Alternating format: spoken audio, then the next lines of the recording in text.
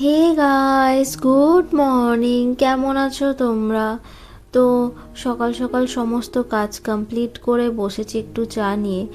আর যারা হাউসওয়াইফ বা যারা চা প্রেমিক তারা বুঝবে সকালের সমস্ত কাজ কমপ্লিট করে এসে এই যে চা কফি নিয়ে বসার যে আমেজটা, সেটা কতটা আনন্দদায়ক, কতটা ভালো লাগে। এই চায়ের অপেক্ষায় অ্যাকচুয়ালি থাকা হয় সকাল থেকে। যাই হোক, তো সমস্ত কাজ কমপ্লিট করে একটু বসেছিলাম।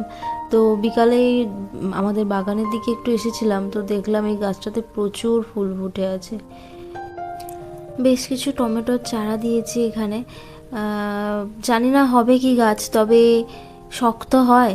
করেছি, কোনো দিন আগে করিনি, প্রথমবার ট্রাই করছি। জানি না কি হবে না হবে, কোনো আইডিয়া নেই গাছের সম্পর্কে আমার।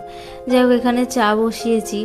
আর সত্যি বলতে ছোটোবেলা থেকে আমার একটাই ডিউটি, সকাল সন্ধ্যে চা করা। এখনও সেই ডিউটিটা আছে। আর বানাতে ভালোও লাগে।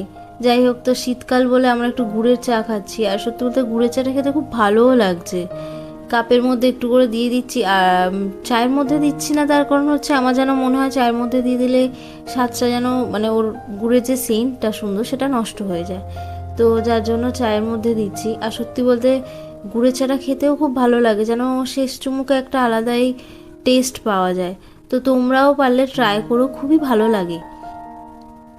আর সত্যি বলতে চিনি খাওয়াটাও ভালো নয়, কিন্তু যারা মিষ্টি প্রেমিক আছি তারা কি করব, চিনিকে অ্যাভয়েড করে থাকতেও তো পারি না।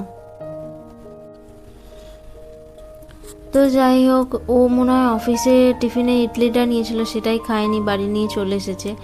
আর সত্যি বলতে ইডলিটা না খুব একটা ভালো লাগেও না। এর থেকে বেশি ভালো লাগে ধোসাটা, মশালা ধোসা বেশি ভালো লাগে।